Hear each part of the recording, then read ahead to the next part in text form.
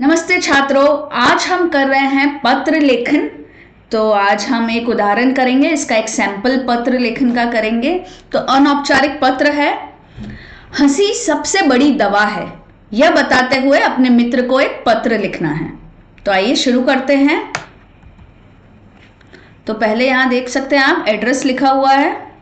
तो इस तरीके से आपको एड्रेस लिखना है। तो आप जिस भी बोर्ड में हैं, अगर आप आईसीएसई क्लास 10 में हैं, आईसीएसई क्लास 9 या 10 में हैं, तो ये इसका फॉर्मेट है ना। नंबर, हाउस का नंबर, नाम, ठीक है, जैसे स्वामी बाग NW99 स्वामी बाग बनारस उत्तर प्रदेश। फिर दिनांक लिखते हैं, तो दिनांक का भी फॉर्मेट यही है आईसीएसई वालों का। फिर हम शुरू करते हैं, क्योंकि हमें मित्र को पत्र लिखना है। यहाँ देखिए, यह बताते हुए अपने मित्र को एक पत्र लिखना है।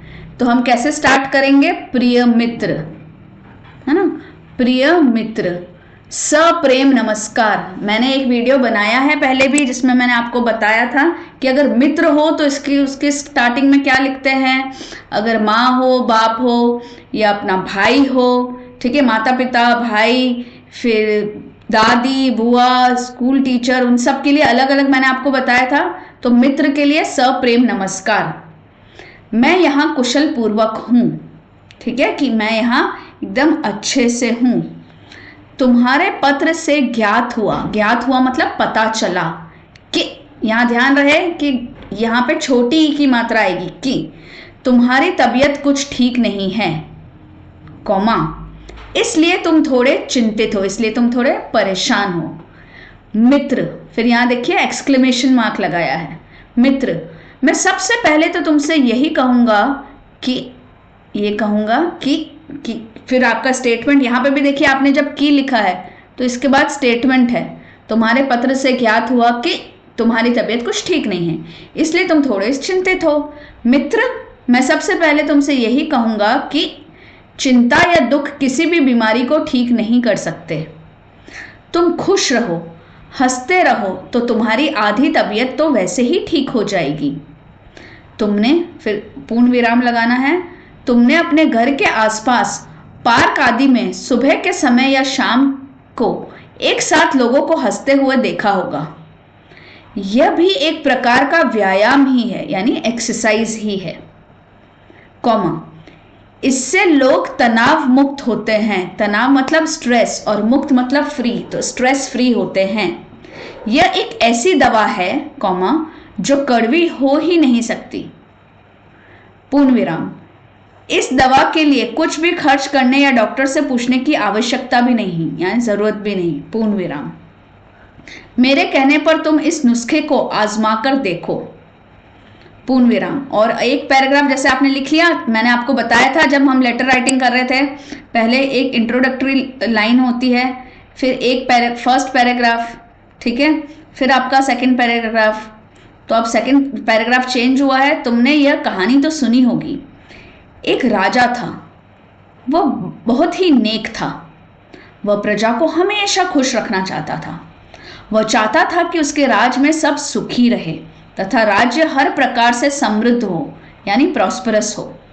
इसी चिंता में वह दुबला होता गया और बहुत जल्दी ही बूढ़ा दिखने लगा।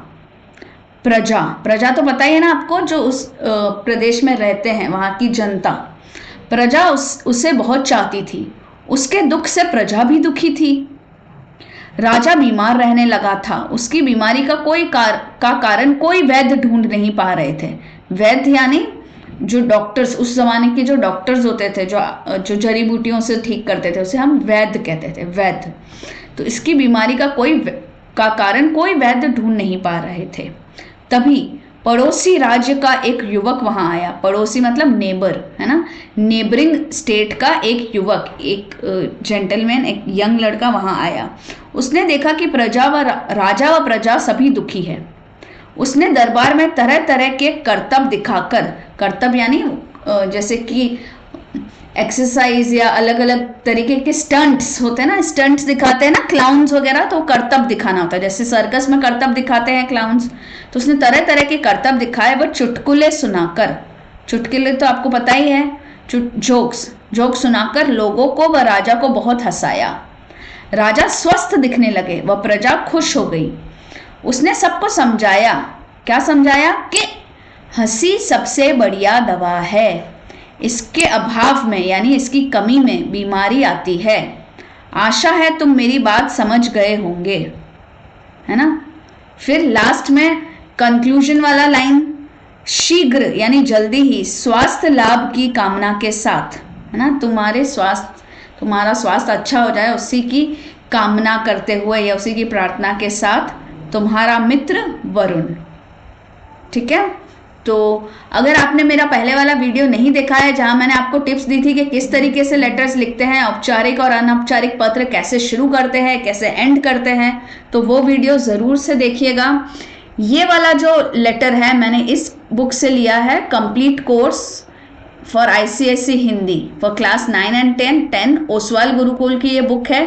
इस बुक का लिंक मैं दे दूंगी डिस्क्रिप्शन बॉक्स में, वहाँ आप देख सकते हैं। ठीक है, बहुत सारे एसेज, बहुत सारे लेटर्स, पिक्चर डिस्क्रिप्शन, सभी चीज़ें हैं। तो इसमें ICSE हिंदी का ग्रामर, ठीक है, और उसकी सभी बुक्स, साहित्य सागर, एकांकी संचय, ठीक है, नया रास्ता, सभी के क्वेश्चन आंसर्स और इम्पोर्टेंट चीज़ें दे रखी है, ग्रामर पूरा दे रखा है, बहुत सारे एसेज और बहुत सारे लेटर्स दे रखे हैं। तो आप ज़रूर देख लीजिए इसका लिंक डिस्क्रिप्शन बॉक्स में। and keep the learning always on Zenith Academy online. Thank you my dear students.